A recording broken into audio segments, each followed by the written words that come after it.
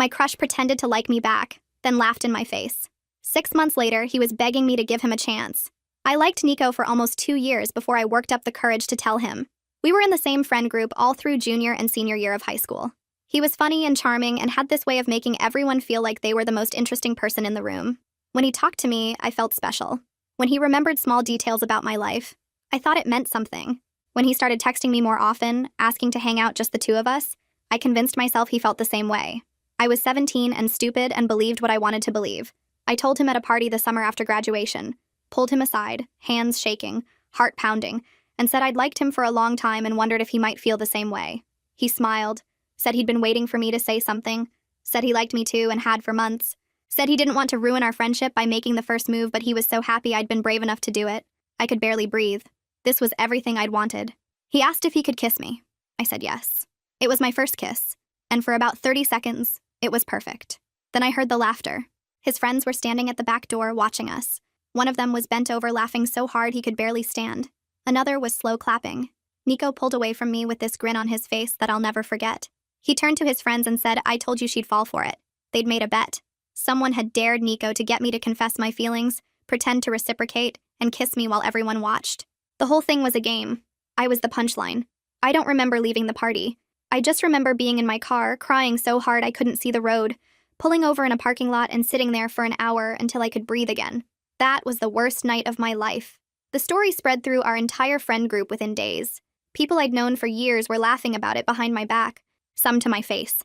I spent the rest of the summer hiding in my room, dreading college, wondering if I'd ever trust anyone again.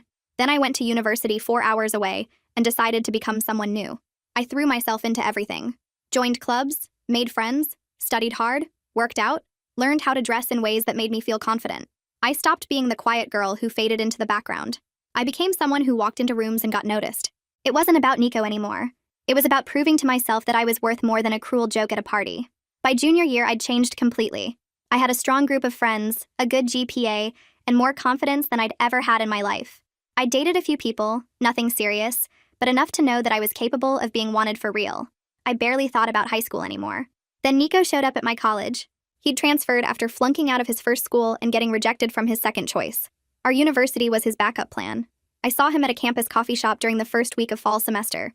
He recognized me immediately, but it took him a moment to process what he was seeing. I could tell by the way his expression shifted from recognition to confusion to something I'd never seen on his face before: interest. He came over to my table and said he almost didn't recognize me. Said I looked amazing. Said it was crazy running into me here after all this time. He acted like we were old friends reconnecting. Like he hadn't humiliated me in front of everyone we knew. Like that kiss hadn't been the cruelest thing anyone had ever done to me. I smiled and kept the conversation short. Said it was nice to see him and I had to get to class. Didn't give him my number when he asked. Didn't agree to hang out when he suggested it. Just walked away and left him standing there looking confused. Over the next few months, Nico kept finding ways to run into me. Showed up at parties I was at. Sat near me in the library. Joined a club I was in, even though he had zero interest in the actual activities. He started texting me through mutual friends who'd give him my number without asking me first. Always casual, always friendly, always with an undertone of something more. I never took the bait. I was polite, but distant. Responded to texts hours later with one-word answers. Declined every invitation to hang out. Never explained why. Never brought up what happened, just kept him at arm's length while he tried harder and harder to get close. It drove him crazy. I started noticing him everywhere the following week. Tuesday morning, I walked into the library's second-floor study area, where I always worked between classes, and there he was at a table 3 rows back. He looked up from his laptop, caught my eye, and waved. I nodded back and chose a seat on the opposite side of the room. Wednesday afternoon, I stopped at the campus coffee shop where I went every day at 2:30 for an iced latte before my 3 o'clock lecture. Nico was in line ahead of me. He turned around when I walked in, smiled like running into me was the best surprise, and asked what I was ordering. I told him and moved past to grab a table while I waited. He brought both our drinks over and tried to sit down. I thanked him for the coffee, said I had reading to finish before class, and put in my earbuds. Thursday evening, I attended the weekly meeting for the environmental club I'd joined sophomore year. Nico walked in 15 minutes late, looked around the room, and took the empty chair directly across from me. He'd never shown interest in environmental issues before. During the break, Leilani leaned over and whispered that this was getting weird. She asked if I wanted her to tell him to back off. I shook my head and said I could handle it. Friday morning, he appeared at the campus gym during my usual workout time. I saw him on the treadmill watching me in the mirror while I did squats. He wasn't even running, just walking slowly and staring. I finished my set, grabbed my water bottle, and left 20 minutes earlier than normal. Saturday afternoon, my phone buzzed with a text from a number I didn't recognize. It was Nico saying he got my number from someone in our friend group and hoped that was okay. He mentioned he'd been thinking it would be good to catch up properly since we were both here now. He suggested coffee sometime, said he felt bad about how we'd lost touch after graduation. I stared at the message for a long time. Part of me wanted to ignore it completely. Another part was curious what he could possibly say about what happened. I texted back 2 hours later and said sure. Coffee sounded fine. We made plans to meet Monday after my morning classes at the cafe on the south end of campus. Monday came and I almost didn't go. I stood outside the cafe for 3 minutes debating whether to walk away.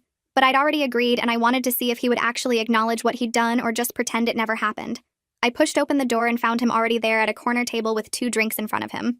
He stood up when he saw me, smiling that same charming smile that used to make my heart race. Now it just made me tired. He said he'd ordered for me, remembered I liked vanilla lattes. I sat down and thanked him. He started talking immediately about his classes, his new apartment off campus, how different college was from what he'd expected. He asked about my major and seemed genuinely interested when I told him about the research project I was working on. He complimented my hair, said he loved the new style. He mentioned a party coming up that weekend and suggested we should go together. I kept my answers short and pleasant, told him about my classes in basic terms, said my research was going well, thanked him for the compliments without elaborating, declined the party invitation by saying I already had plans. I watched him work harder with each passing minute, trying different topics and angles to get me engaged in real conversation. He never once mentioned high school beyond vague references to our friend group, never brought up the party that summer, never acknowledged the bet, or the kiss, or the laughter. He acted like our last interaction had been some normal goodbye before we headed off to different schools, like we were old friends who'd simply drifted apart and now had a chance to reconnect. After an hour of this careful small talk, Nico leaned forward and his expression shifted to something more serious. He said he'd been thinking about me a lot since seeing me again on campus. He admitted he'd always wondered what might have happened if we'd stayed in touch after graduation. He said he'd love to hang out more now that we were at the same school, maybe make up for lost time. I smiled and told him that sounded nice, keeping my voice friendly but offering nothing concrete. I glanced at my phone and said I needed to get to class. He asked for my schedule so we could coordinate better. I stood up and said I'd text him sometime. I walked out before he could suggest anything else. Leilani was waiting in our apartment when I got back.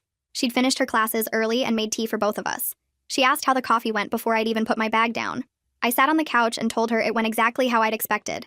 Nico had spent the entire hour pretending the past didn't exist while testing whether I was still interested in him.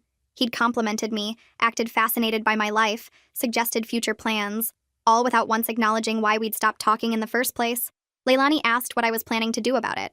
I realized as I said it out loud that I didn't actually need to do anything except keep living my life the way I had been. His complete inability to acknowledge what he'd done told me everything I needed to know about whether he'd really changed. I didn't need to confront him or explain or give him chances. I just needed to continue being polite and distant until he figured it out himself. The text started the next day. Nico sent me a meme about our shared biology class, then an invitation to a concert happening on campus, then a question about the homework assignment for the class we apparently both had on Thursdays. I responded hours later with brief, helpful answers. Never flirty, never encouraging, just pleasant enough that he couldn't call me rude, but distant enough that he couldn't mistake it for interest. The texts kept coming over the following days.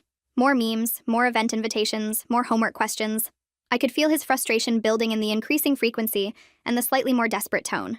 He had nothing to work with because I wasn't giving him anything. I wasn't angry enough to fight with or interested enough to pursue. I was just politely, consistently unavailable in every way that mattered. Saturday night, Leilani dragged me to a party at a house just off campus.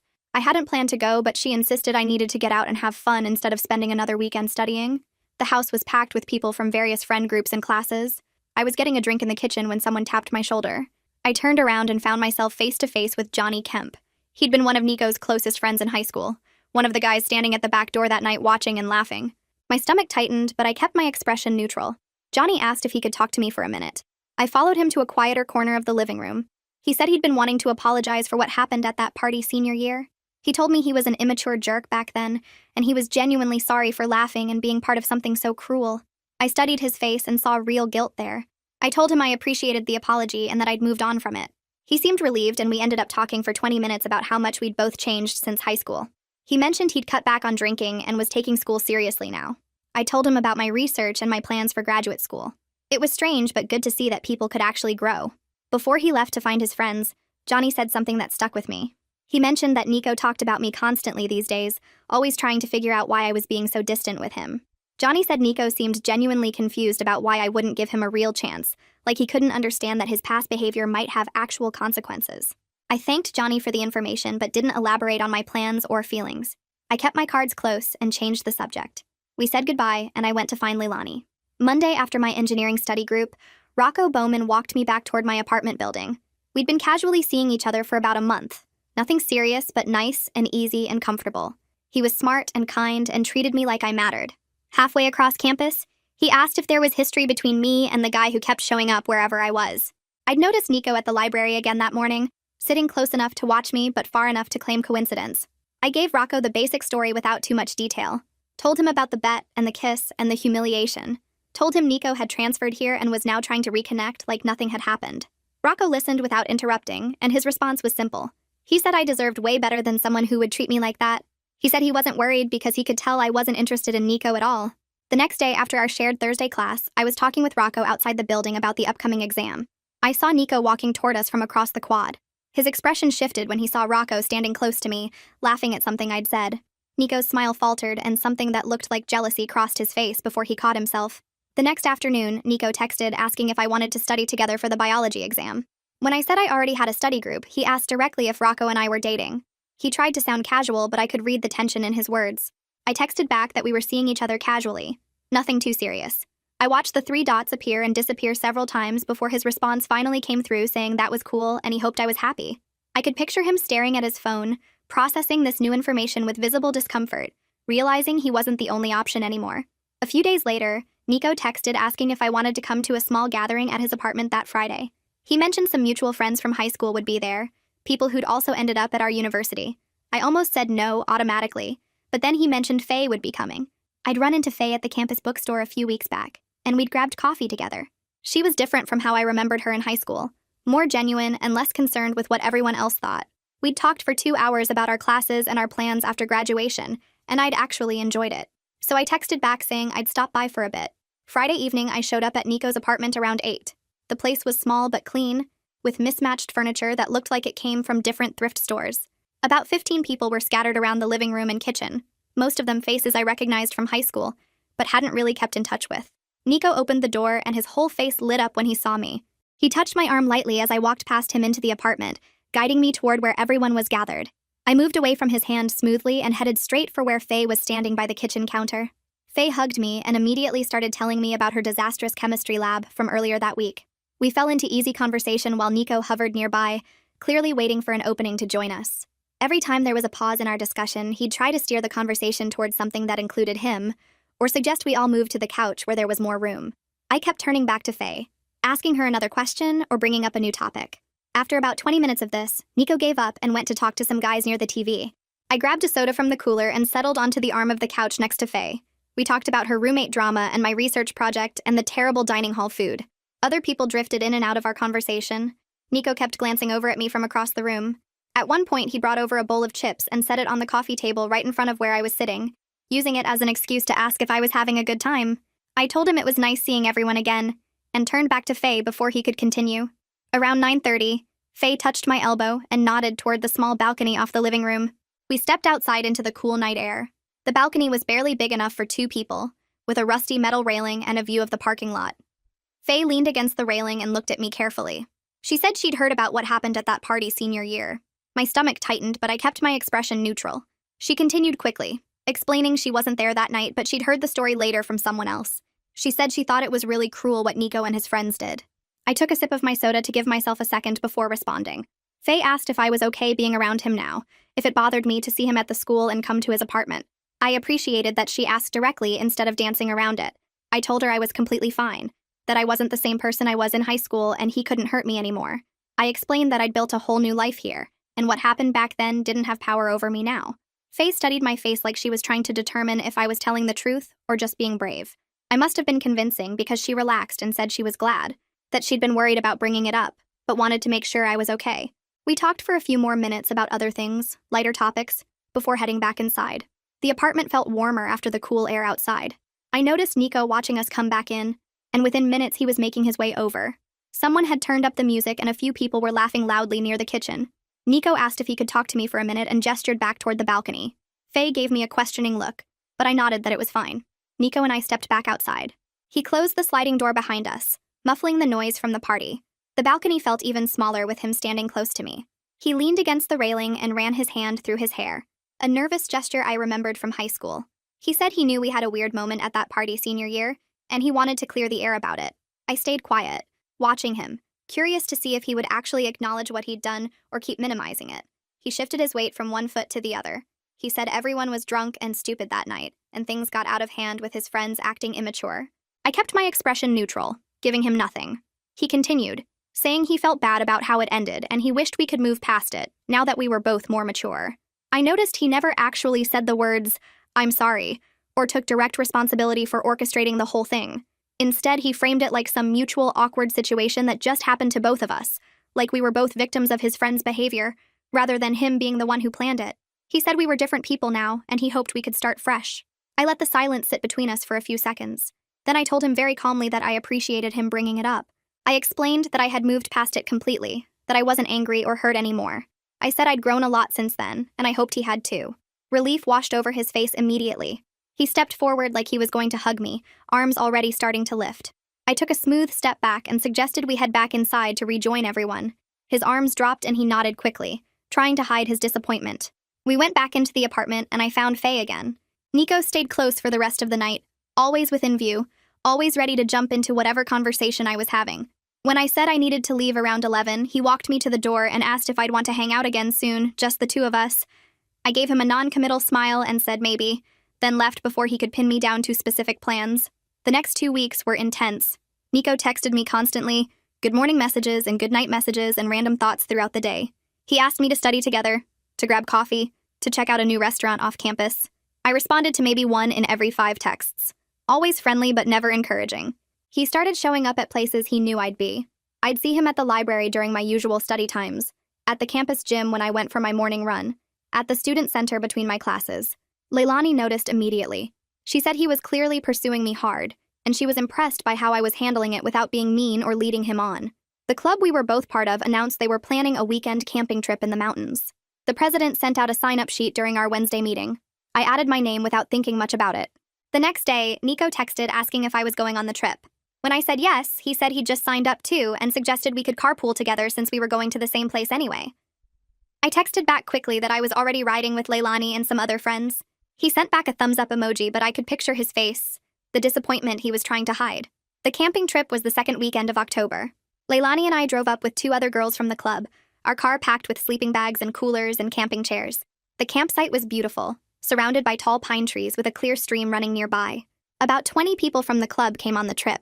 We spent Friday afternoon setting up tents and gathering firewood. Nico tried to partner with me for everything. When we were setting up the cooking area, he appeared next to me asking if I needed help arranging the camp stoves. When the group split up to gather firewood, he tried to join my team. Each time I smiled and included other people in whatever we were doing, turning every interaction into a group activity rather than giving him the private time he clearly wanted.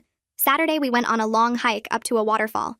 Nico positioned himself right behind me on the trail, trying to start conversations about the scenery and our classes and random memories from high school.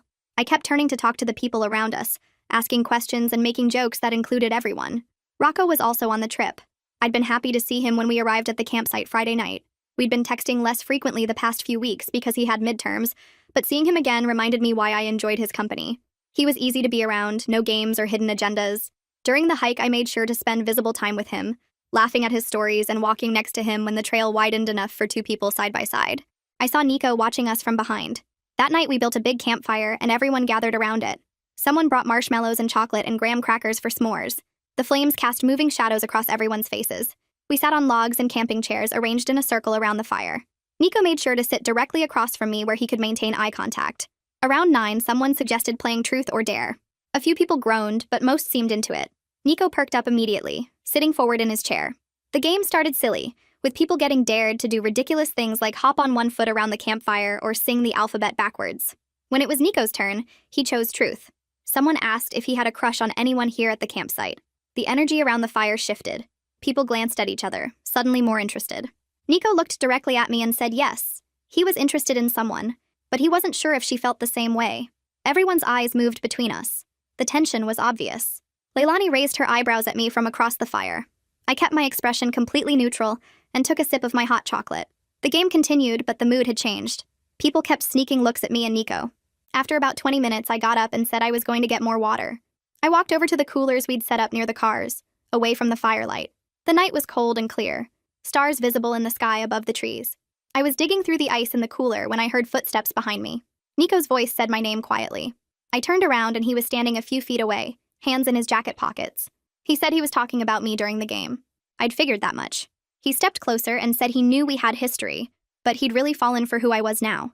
He said he'd love a chance to take me on a real date, to see if we could be something more than just people who used to know each other in high school. His voice was sincere and his eyes were hopeful. I closed the cooler and stood up straight. I thanked him for being honest and told him I needed time to think about it. I kept my expression neutral, not encouraging but not cruel either. He nodded and said he understood, that he'd wait for my answer. We walked back to the campfire separately, him going first and me following a minute later. The week after the camping trip, I went to class, studied at the library, met up with friends for coffee, and did all my normal activities without thinking too much about what Nico had asked me. My phone buzzed Tuesday afternoon while I was reviewing notes for my psychology midterm. It was him asking if I'd had time to think about going on a date. I waited 3 hours before responding that I'd been swamped with midterms and barely had time to breathe. It was true, but it was also convenient. Wednesday evening, Leilani came back to our apartment after her shift at the campus bookstore and found me sitting on the couch with my laptop open to a study guide I wasn't actually reading. She dropped her bag by the door and asked what was going on with me. I told her I didn't know what to do about Nico. She sat down next to me and asked what I was leaning toward. I admitted part of me wanted to sit down with him and have a real conversation about what happened, get some kind of closure or understanding. But another part of me thought the best response was just continuing to live my life and letting the whole thing fade away naturally. She nodded and said both options made sense, but I needed to figure out which one would actually make me feel better versus which one I thought I was supposed to do. Thursday afternoon, Faye texted asking if I wanted to grab lunch at the student union. We met up around 1 and got sandwiches from the deli counter, then found a table by the windows overlooking the quad. She made small talk about her classes for a few minutes before bringing up what she really wanted to discuss. She said she could tell Nico really liked me, and he seemed different from how he was in high school, more genuine and less cocky. I asked her what she actually knew about his time at his other schools before he transferred here. She said she'd heard he partied way too much freshman year and stopped going to class, which tanked his grades and got him kicked out. She mentioned he had academic problems at his second school too, but she didn't know much about his personal life during that time. I thanked her for being honest and told her I was still figuring out how I felt about everything. That night I sat in bed scrolling through social media, clicking through profiles of mutual friends and people from high school who'd ended up at different colleges. I found Nico's page from his first university and went through his old posts and photos. Most of it was typical college stuff, parties and football games and late-night food runs. Then I found pictures of him with a girl who showed up repeatedly over several months freshman year, her arm around him, his hand on her waist, comments on posts calling each other cute couple names. I clicked over to her profile and scrolled back to that time period. The posts from when they were together were happy and full of inside jokes. Then there was a gap of a few weeks with nothing posted. After that, several posts about being tired of games and wanting someone genuine, about knowing your worth and not settling for people who take you for granted. The timeline matched up with right before Nico flunked out. I wondered if his pattern of not appreciating people until they were gone extended beyond just what he did to me. Friday after my economics class, Johnny caught up with me on the path heading toward the library. He said Nico had asked him what he thought Nico's chances were with me. I stopped walking and looked at him, waiting to hear what he'd said. Johnny told me he'd been honest with Nico, that I seemed happy with my life and not particularly interested in revisiting the past. Nico had apparently gotten defensive and insisted he was a different person now who genuinely cared about me. Johnny said he didn't know what I was planning to do, but he wanted me to know that Nico was asking around and trying to figure out where he stood. I thanked Johnny for the heads up and told him I appreciated him being real with Nico instead of just telling him what he wanted to hear. Saturday night, there was a house party off campus that most of our friend group was going to. I showed up around 10 with Leilani and some other girls from our dorm. The house was packed with people, music loud enough that you had to lean close to hear anyone talking. I grabbed a drink from the kitchen and made my way through the crowded living room. That's when I saw Nico standing near the back door talking to a girl I recognized from high school who'd also transferred to our university. She was laughing at something he said, clearly interested in him, touching his arm while they talked. I watched from across the room to see how he'd respond. He was friendly and smiling, but his eyes kept moving around the room like he was looking for someone. When he spotted me watching, his whole posture changed. He said something to the girl and excused himself, then worked his way through the crowd toward where I was standing with a group of friends. He came up next to me and asked if I was having fun. I said the party was good and asked how he was doing. He made small talk for a minute before mentioning he'd been thinking about my answer to his date request. I looked at him and told him honestly that I wasn't sure dating was a good idea, given our history. His face fell and he asked if I was ever going to forgive him for what happened in high school, saying he thought we'd moved past it. I corrected him gently, explaining that I had forgiven him, but forgiveness didn't mean forgetting or pretending it didn't matter. Something shifted in his expression then, like he was actually hearing what I was saying for the first time, instead of just waiting for his turn to talk. He looked at me with this mix of understanding and regret that I'd never seen on his face before. He asked if there was anything he could do to prove he'd changed, and that he was serious about wanting a real chance with me. I told him the problem wasn't about proving anything. I explained that I'd built a whole new life here, worked hard to become someone confident and happy, and I wasn't interested in bringing someone into it who reminded me of the worst moment of my old life. Nico was quiet for a moment, processing what I'd said. Then he asked if I was saying there was no chance at all, ever. I thought carefully before responding because I wanted to be honest without being cruel. I told him I was saying I was happy with my life exactly as it is right now. He nodded slowly, looking more defeated than I'd ever seen him, and walked away without his usual confident swagger. Over the next few days, my phone stayed quiet. No good morning texts from Nico, no random memes or questions about homework. I noticed he wasn't at the library during my usual study times, wasn't at the coffee shop when I grabbed my afternoon caffeine. Tuesday evening, Leilani asked if something had happened with Nico, because she hadn't seen him around lately. I explained our conversation at the party, how I'd been honest about not wanting to date him. She said she was proud of me for being honest instead of stringing him along or being cruel just because I could be. Wednesday afternoon, Rocco found me after class and asked if I wanted to get dinner that weekend, like an actual official date instead of just casual hanging out. I said yes without hesitating. Saturday night, he picked me up and we drove to a nice Italian restaurant off campus, the kind with cloth napkins and candles on the tables. We sat across from each other and talked about everything, our classes and our families and our plans after graduation. He told me he thought I was smart and funny and beautiful. I believed him because he'd never given me reason not to, never played games or made me question if he meant what he said. Being with him felt completely different from anything I'd felt with Nico, because Rocco had liked me from the start without needing to lose me first to realize my value. I walked into the library 3 days later to grab a book I'd reserved, and there was Nico at one of the study tables near the windows. He looked up when I passed, and something about his expression was different from all the other times I'd seen him lately. He stood up and came over, hands in his pockets, no confident swagger or calculated charm. He asked how I'd been, and his voice sounded normal, like he was actually asking instead of trying to start something. I said I'd been good, busy with classes and everything. He nodded and said he'd been thinking about what I said at the party, about how I wasn't interested in bringing someone into my life who reminded me of the worst moment of my old life. He paused and looked at me directly, and I could see he was trying to find the right words. He said he never really understood before how much that night affected me, and he was sorry for minimizing it when he tried to apologize. I stood there holding my book, surprised by how genuine he sounded. This wasn't the Nico who made excuses or blamed being drunk or called it a weird moment. This was someone actually taking responsibility. I told him I appreciated him saying that, and I meant it. He shifted his weight and said there was more he wanted to tell me if I had a minute. I glanced at my phone, saw I had time before my next class, and said, okay. We sat down at his table and he started talking about how he'd been seeing a therapist since last semester, when his academic probation got serious. He said they'd been working on his pattern of not appreciating people until they were gone, and he was starting to see how he did that with his ex-girlfriend at his old school, and now with me.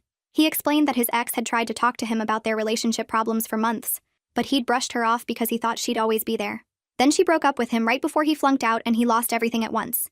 He said his therapist helped him realize he does the same thing with friendships and family, always assuming people will stick around no matter how he treats them. I watched him talk, noticing how different he seemed from the guy who'd approached me at that first party. This version of Nico was uncomfortable and honest, not performing or trying to charm me. I told him I appreciated him being vulnerable and actually taking responsibility instead of making excuses. He looked relieved that I wasn't shutting him down completely. He asked if we could at least be friends, maybe grab coffee sometimes or just be normal when we saw each other around campus. I thought about it for a moment, trying to figure out what I actually wanted. I told him maybe eventually, but I needed more space right now. He nodded and said he understood, and he wouldn't push or keep showing up everywhere I went. We stood up and he thanked me for listening, then went back to his studying while I checked out my book and left. The next few weeks passed with barely any contact between Nico and me. He kept his word about giving me space. I didn't see him at my usual coffee shop or study spots, didn't get random texts about homework or campus events. It felt strange at first, like something was missing from my routine, but then I realized I'd gotten used to his constant presence without noticing. Without that underlying tension of avoiding him or managing his attempts to get close, I felt lighter somehow. Rocco and I were getting more serious, going on actual dates instead of just casual hangouts, talking about our plans for after graduation, making plans for spring break together. I was genuinely happy without any of the anxiety or second-guessing I'd felt in high school when I'd liked Nico. Leilani noticed the change when we were getting ready to go out one Friday night. She said I seemed lighter lately, like I'd finally let go of something I didn't realize I was still carrying. I asked what she meant, and she explained that for months I'd been carrying this awareness of Nico, this need to maintain my distance and protect myself. Now I just seemed free of it, like it wasn't taking up space in my head anymore. I realized she was right. I'd stopped thinking about Nico constantly, stopped planning how to avoid him or what I'd say if he approached me. He'd become background noise instead of the main event. Faye grabbed me after our shared psychology class the following week and pulled me aside in the hallway. She said she'd heard through mutual friends that Nico had been keeping to himself more, focusing on his grades after almost losing his spot at this school too. Apparently, his advisor had given him a serious warning about his GPA, and he'd actually started showing up to all his classes and doing the work. She said he seemed different when she'd run into him at the student center, less cocky and more genuine, more willing to admit when he didn't understand something instead of pretending he knew everything. She wondered out loud if losing his chance with me actually taught him something real. I told her I hoped so, for his sake, but it wasn't really my concern anymore. She looked at me with this knowing smile and said that was exactly the right answer. She said when someone becomes not your concern anymore, that's when you know you've really moved on. I thought about that as I walked to my next class, realizing she was absolutely right. I didn't need Nico to suffer or fail. I didn't need him to pine after me forever. I just needed him to be irrelevant to my life, and he finally was. The club meeting that Thursday was focused on our semester projects, and Nico was scheduled to present his research on community development initiatives. I'll admit I was curious to see what he'd put together, remembering how he'd joined this club just to be around me and hadn't seemed interested in the actual work. He stood up at the front of the room with his laptop connected to the projector, and I prepared myself for something half done or poorly researched. Instead, he delivered a really thoughtful presentation about affordable housing programs in college towns, with actual data and case studies and practical suggestions for our campus community. He'd clearly spent serious time on this project, and his passion for the topic seemed genuine. When he finished, several people asked questions, and he answered them confidently without being arrogant about it. After the meeting ended, I walked over to where he was packing up his materials. I told him his presentation was really good, that I was impressed by how much work he'd put into it. He looked up and smiled, and it was different from any smile I'd seen on his face before. It seemed genuinely happy for the compliment rather than seeing it as an opening to push for more. He thanked me and said the project had actually made him think about what he wanted to do after graduation, maybe something in urban planning or community development. We chatted briefly about the research he'd done and the organizations he'd contacted. It felt almost normal, like we could maybe be casual acquaintances someday who could have a conversation without all the weight of our history crushing every interaction. Johnny found me in the campus dining hall the next week while I was grabbing lunch between classes. He sat down across from me with his tray and asked if I'd noticed that Nico seemed different lately. I said I'd noticed he was keeping to himself more and seemed more focused on the school. Johnny nodded and said Nico had been a better friend lately too, more reliable and less self-centered, actually showing up when he said he would instead of flaking for something better. He said Nico had apologized to him for being a bad friend freshman and sophomore year, for only calling when he needed something or wanted to party. Johnny told me he thought getting rejected by me was a wake-up call that Nico needed, someone finally holding him accountable for his behavior instead of just going along with whatever he wanted. I appreciated Johnny saying that, but I told him I was glad Nico was growing and becoming a better person. But his growth journey wasn't my responsibility or my concern. Johnny agreed immediately and said he wasn't trying to suggest I should give Nico another chance or anything like that. He just wanted me to know that my decision to protect yourself and maintain your boundaries had actually helped more people than just me. Their whole friend group had started being more honest with each other and calling out bad behavior instead of laughing it off. Rocco met some of my high school friends the following weekend when Faye threw a party at her apartment. I'd been nervous about mixing my high school past with my college present, but Rocco fit in perfectly with everyone. He was friendly and funny, asked good questions, seemed genuinely interested in getting to know the people who were important to me. Faye pulled me aside while Rocco was deep in conversation with some other people about engineering programs. She said she could see why I was with him instead of giving Nico another chance. She said Rocco treated me like I was valuable because I am, not because he finally realized it after losing me. She said there was something different about being with someone who recognized your worth from the beginning, who didn't need to lose you to understand what they had. I hugged her and told her I appreciated her understanding and support of my choice. She said she'd always support me choosing myself and my happiness over nostalgia or giving someone another chance they didn't earn. Later that night, Rocco told me he really liked my friends, and he was glad I'd introduced him to that part of my life. I realized I'd been protecting these two parts of my world from each other, worried that bringing them together would somehow force me to confront my past in ways I wasn't ready for. But it felt good to integrate them, to show Rocco where I came from, while also showing my old friends who I'd become. Near the end of the semester, I went to a party at one of the bigger houses off campus with Leilani and some other friends. The place was packed with people from various friend groups and classes. Music loud enough that you had to lean in close to hear anyone talking. I was standing in the kitchen getting a drink when I looked across the room and saw Nico with the girl from our high school he'd been talking to at that party weeks earlier.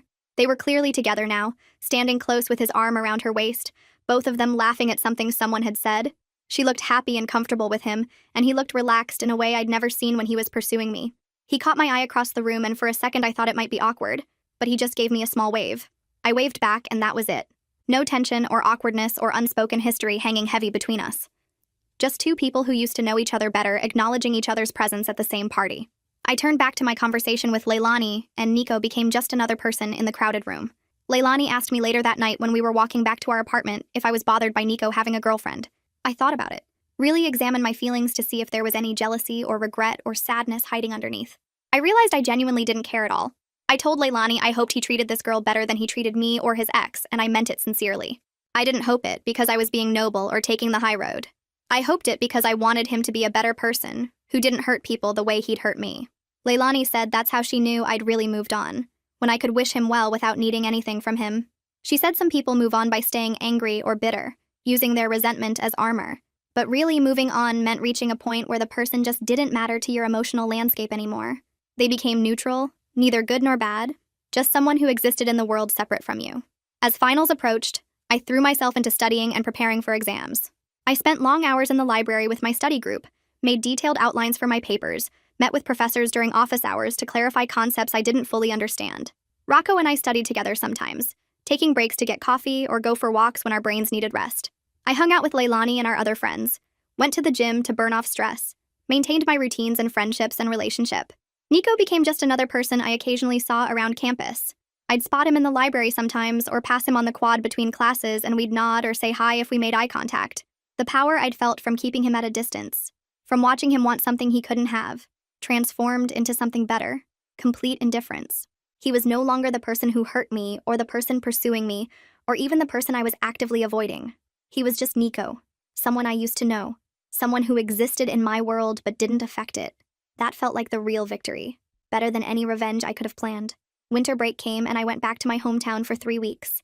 My parents were happy to see me and wanted to hear about school and my classes and my friends.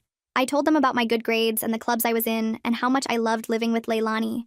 They asked if I was dating anyone, and I mentioned Rocco casually, said we'd been seeing each other for a few months and it was going well. My mom smiled and said I seemed really happy, different from how I'd been that last summer before college when I barely left my room. I ran into some old high school friends at the grocery store on my second day home. They recognized me immediately and came over to say hi, asking how college was treating me. I told them it was great, that I loved my school and had made good friends. One of them asked if I'd heard that Nico transferred there, and I said yeah. I'd seen him around campus a few times. They looked at me like they were waiting for more, like they expected me to be upset or angry or hurt.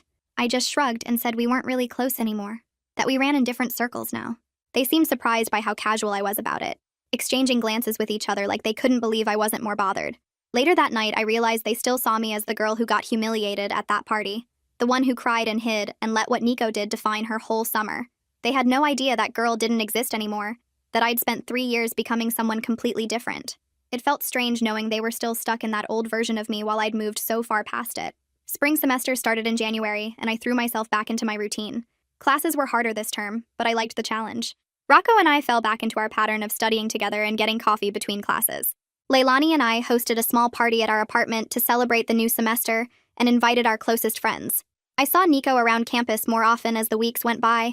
He was always with his girlfriend, the girl from our high school he'd been seeing since fall. They walked to class together holding hands, sat close in the library studying, got lunch at the dining hall at the same table every day. I noticed how he treated her with obvious care and attention, opening doors for her and carrying her backpack and listening when she talked. He looked at her the way I used to wish he'd look at me. Part of me wondered briefly if he would have treated me that way if I'd given him a chance back in the fall, if I'd been willing to overlook what he did in high school and start fresh. But mostly I just felt glad I'd trusted my instincts and protected myself. Whatever version of Nico existed now, the one who was apparently a good boyfriend to this girl, didn't change what he'd done to me or make it okay. I'd made the right choice, keeping him at a distance. Rocco and I were studying in my apartment one night in late February when he put down his textbook and looked at me seriously. He said he needed to tell me something and he hoped it wasn't too soon, but he couldn't keep it to himself anymore. My heart started beating faster and I put down my own book. He said he was falling in love with me, that he'd been feeling it for weeks, but wanted to be sure before he said anything. He said being with me made him happier than he'd been in a long time, and he wanted me to know how he felt. I sat there for a second processing what he just said, and realized I felt exactly the same way about him. Our relationship had been so different from anything I'd experienced before, built on actual respect and genuine affection from the very beginning. There were no games or tests or proving myself worthy of his attention. He liked me for who I was and showed it consistently through his actions. I told him I loved him too, and watching his face light up made me feel completely certain I'd said the right thing. He pulled me close and kissed me, and it felt nothing like that kiss with Nico at the party years ago. This one was real and honest, and exactly what I wanted. We stayed up late that night talking about our future, making plans for the summer and senior year, imagining what might come after graduation. Everything felt right and easy and good. The campus activities board put on a big spring festival in March with food trucks and live music and games set up all over the quad. I went with Leilani and some other friends, wandering between the different booths and eating too much fried food. Rocco was working a shift at his campus job but planned to meet us later. I was waiting in line for lemonade when someone tapped my shoulder. I turned around and saw a pretty brunette girl I didn't recognize smiling at me. She introduced herself as Nico's girlfriend and said she'd heard we knew each other from high school. I was surprised but recovered quickly and introduced myself properly. She was sweet and friendly, asking about my major and what classes I was taking this semester. We chatted for a few minutes about campus life and professors we both had. She mentioned she was thinking about joining one of the clubs I was in and asked if I'd recommend it. I told her honestly that I loved it and she should definitely come to the next meeting. I could tell from the way she brought up high school that Nico had probably told her something about our history, but she didn't ask any direct questions, and I didn't volunteer any information. We talked about normal things like homework and the festival and plans for summer break. After a few minutes, she said it was nice meeting me and headed back toward where Nico was waiting by one of the food trucks. I watched them walk away together and felt completely neutral about the whole interaction. She seemed nice, and I hoped things worked out well for her. Johnny found me at the library a week later while I was studying for a big exam. He sat down across from me and asked if we could talk for a minute. I closed my textbook and said sure. He seemed a little uncomfortable, like he wasn't sure how to start. Finally, he said, "Nico talks about me sometimes when they hang out. Not in a weird way, but just mentioning me as someone who taught him an important lesson." Johnny said Nico credits not getting a chance with me as the push he needed to actually change his behavior and become a better person. He said Nico tells people I was right to reject him and he deserved it for what he did. I listened to all this, and then told Johnny I appreciated him sharing that information. I said I was glad Nico learned something from the experience and seemed to be growing up, but I also made it clear that I didn't reject Nico to teach him a lesson or help him become better. I did it to protect myself from someone who had hurt me badly, and showed no real understanding of why that mattered. If Nico's growth was a side effect of my self-protection, that was fine, but it wasn't my goal or my responsibility. Johnny nodded and said he understood completely. He said he respected how I handled everything, and he was sorry again for his part in what happened at that party. We talked for a few more minutes about other things, and then he left me to study. As spring semester moved forward, I barely thought about Nico except when I occasionally saw him around campus. My days were full of good things that had nothing to do with him. Rocco and I were solid and happy, spending most of our free time together and making plans for our future. My friendships with Leilani and my other close friends felt strong and supportive. My grades were good, and I was doing well in all my classes. I had genuine confidence now that came from within myself, not from anyone else's validation or approval. The girl who cried in her car after that party felt like a completely different person, someone I used to be but couldn't fully remember being. I'd worked so hard to build this new version of myself, and I was proud of who I'd become. Sometimes I'd catch a glimpse of Nico across the quad or in the dining hall and feel absolutely nothing. No anger, no hurt, no curiosity about what might have been. He was just another student at my school, someone who existed in my world but didn't affect it in any meaningful way. That indifference felt like the ultimate victory, better than any revenge I could have planned or executed.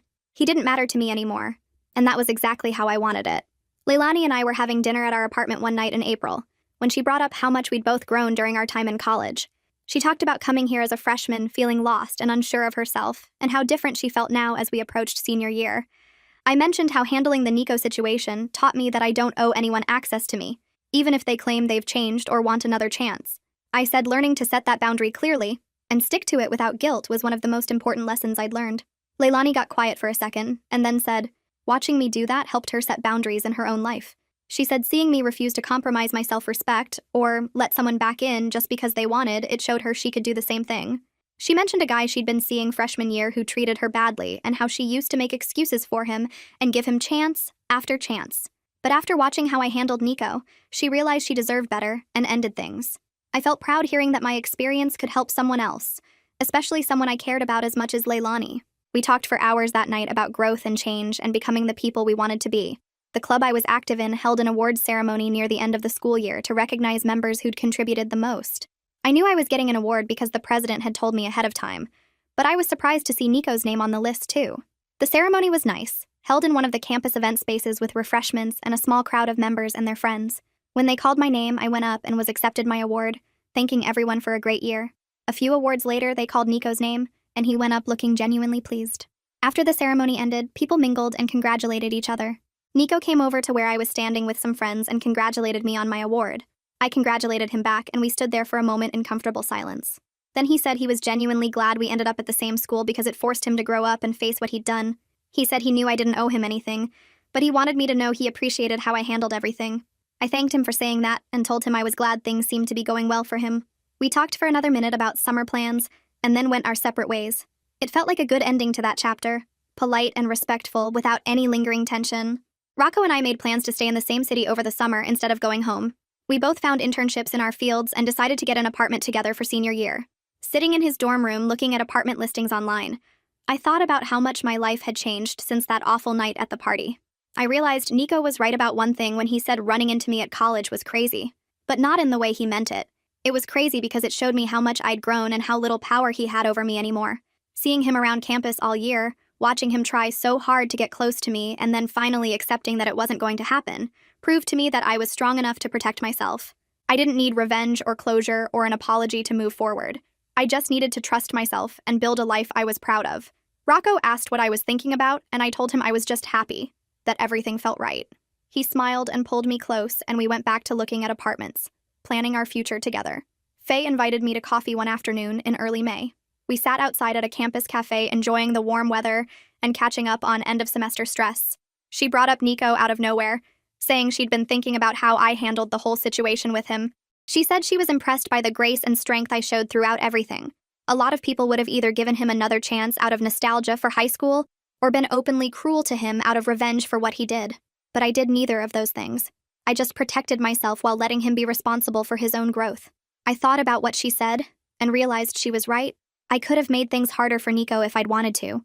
Could have told everyone at the school what he did, or confronted him publicly, or tried to turn mutual friends against him. But that wouldn't have made me feel better, or changed what happened. I told Faye I just did what felt right for me, which was setting clear boundaries and sticking to them without being unnecessarily cruel. She said that took real maturity, and she admired how I handled it. We finished our coffee and walked back across campus together, and I felt grateful to have friends who understood and supported the choices I'd made.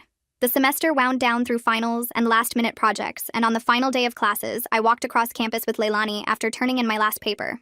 We stopped at the coffee shop to celebrate being done, and while we waited in line, I saw Nico and his girlfriend through the window. They were walking together on the path outside, both laughing at something on his phone, her hand tucked into his arm. I watched them for a moment and felt absolutely nothing.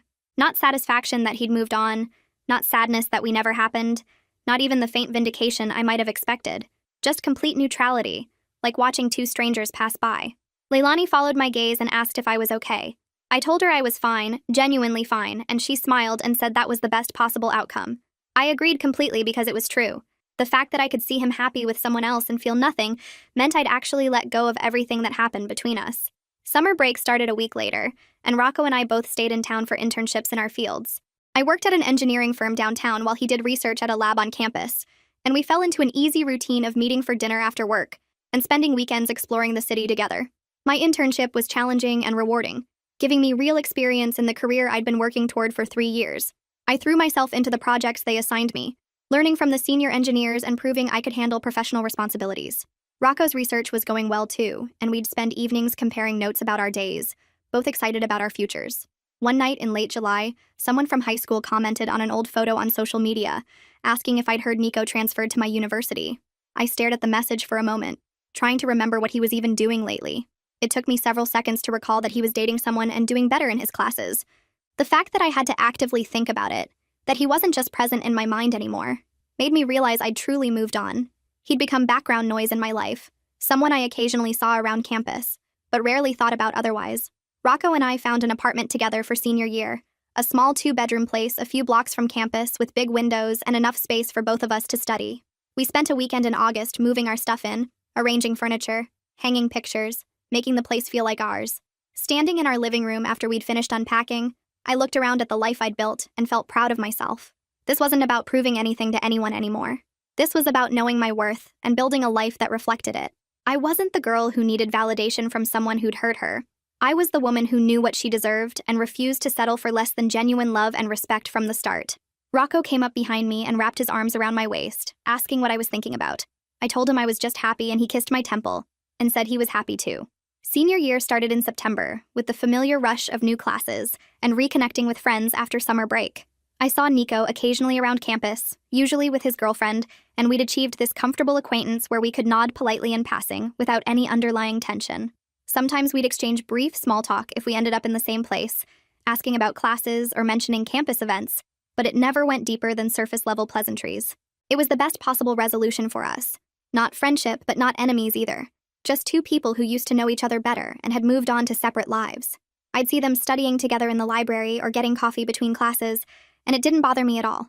They seemed good together, and I was genuinely doing well in my own life, so there was no reason for tension or awkwardness anymore. Johnny found me at the campus center one afternoon in early October and asked if we could talk for a minute.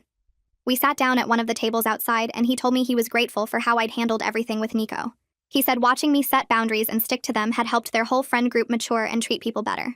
Several of them had reached out to people they'd hurt in high school to apologize after seeing Nico face real consequences for his actions. Johnny himself had apologized to 3 different people for things he did senior year, including the girl he'd dated briefly and then ghosted without explanation. He said seeing someone actually hold Nico accountable instead of just forgiving him or getting revenge made them all realize they needed to be better. I told him I appreciated him saying that, but I hadn't done it to teach anyone a lesson. I'd just protected myself and let Nico be responsible for his own growth. Johnny nodded and said that's exactly why it worked, because it was authentic and not performative. The party in late October was at someone's off-campus house, packed with people from various friend groups all mixing together. I was there with Leilani and some other friends, drinking and dancing and having a good time. At some point, someone brought up high school stories, and a guy I didn't know well started telling the story about a bet where someone convinced a girl to confess her feelings as a joke. My stomach dropped for a second, that old familiar anxiety starting to creep in, but before I could decide how to handle it, Nico spoke up from across the room. He said that was the worst thing he'd ever done to someone, and he'd spent years trying to be better because of it. He didn't mention my name or point me out, but he took full responsibility without minimizing what happened or making excuses. He said he was cruel and wrong, and humiliating someone like that for entertainment was something he'd always regret. The room got quiet for a moment, and then someone changed the subject to a different story. I caught Nico's eye across the crowd and gave him a small nod of acknowledgement. Later that night, I found Nico outside on the back porch getting some air. I walked over and thanked him for what he'd said inside. He turned to look at me and said he meant every word of it. Humiliating me was cruel and wrong, and he was genuinely sorry for what he did. Not sorry that I wouldn't give him another chance, not sorry that it didn't work out between us, but sorry for hurting me in the first place. I told him I appreciated the apology, and I could see he was different now from who he was in high school. We didn't need to be friends, probably never would be, but I was glad he was growing into a better person. He asked if I was happy, and I told him yes, I really was. He smiled and said good, that's what mattered. We stood there for another minute in comfortable silence, then went back inside to rejoin our separate groups of friends. As senior year continued through fall and into winter, I focused on my relationship with Rocco, my friendships with Leilani and the others, and my future plans after graduation. I applied to graduate programs and entry-level positions in my field, updated my resume, went to career fairs and networking events. The Nico situation became just a small chapter in my larger college story, not the defining narrative I'd once feared it would be, just one of many experiences that shaped who I became. I'd learned to set boundaries, to trust my instincts, to know my worth and not compromise it for anyone. Those lessons served me well in other areas of my life too, helping me navigate difficult conversations with professors, stand up for myself in group projects, make choices that aligned with my values even when they weren't easy. Spring semester brought warmer weather and a sense of things coming to an end. Rocco and I took walks around campus in the evenings, talking about where we'd end up after graduation and how we'd make long-distance work if we had to. One night in April, he stopped walking and turned to face me, looking nervous in a way I'd never seen him before. He told me he loved me and wanted to spend his life with me, and then he pulled out a ring and asked me to marry him. I said yes immediately, not even needing to think about it, because being with him felt right in a way nothing else ever had. We celebrated with Leilani and my other friends that weekend. everyone excited and happy for us. As I sat surrounded by people who loved and supported me, I thought about how different my life could have been if I'd given Nico another chance out of nostalgia or insecurity, or some misguided belief that I owed him something. I was so grateful I'd trusted myself and waited for someone who valued me from the beginning, who never made me question whether I was worth loving. Graduation day arrived in May with perfect weather, sunny and warm with a light breeze. I sat with my class in the folding chairs on the lawn, waiting for my name to be called, feeling proud of everything I'd accomplished over 4 years. After the ceremony ended, I found my family and took pictures, then wandered around saying goodbye to classmates and professors.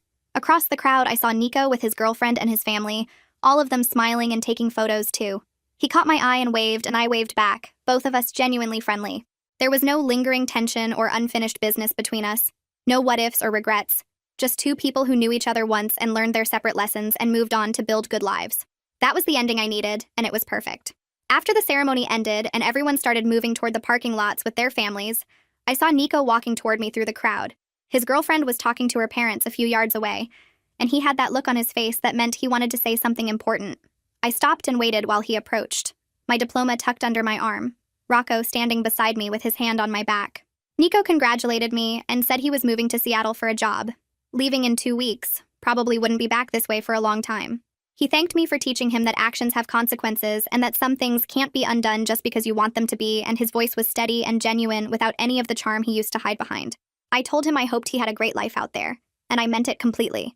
No bitterness or lingering hurt, just honest hope that he'd be better to the people he met next.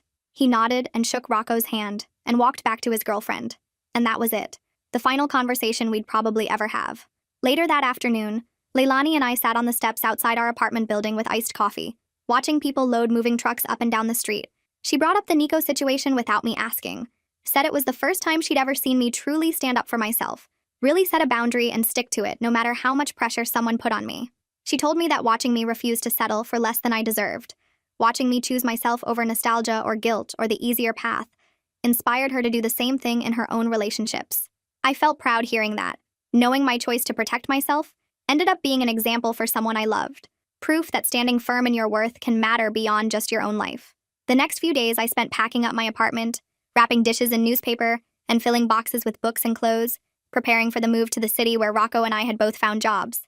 I kept thinking about the girl who cried in her car after that party 4 years ago, the one who thought she'd never trust anyone again, never feel confident or wanted or safe. I wished I could go back and tell her she'd be okay, that she'd become strong and sure of herself and loved by someone who deserved her from the very beginning. That revenge isn't about hurting the person who hurt you or making them suffer the way you suffered. Sometimes it's just living well and refusing to let them matter, building a life so good that what they did becomes irrelevant. Rocco and I loaded the last boxes into his car on a sunny morning in late May, the campus mostly empty now, except for summer students and maintenance workers. We drove away together through streets I'd walked for 4 years, past buildings where I'd studied and made friends and became someone new. I realized as we merged onto the highway that I barely remembered what it felt like to want Nico's approval, to care whether he thought I was pretty or interesting or worth his time. The best revenge wasn't making him want me or punishing him for what he did or teaching him some lesson he needed to learn. It was becoming someone who knew her worth so deeply, so completely, that his opinion became totally irrelevant, just background noise in a life filled with real love and genuine respect. That was the victory I needed, and it was mine forever, something no one could take away or diminish or make me doubt.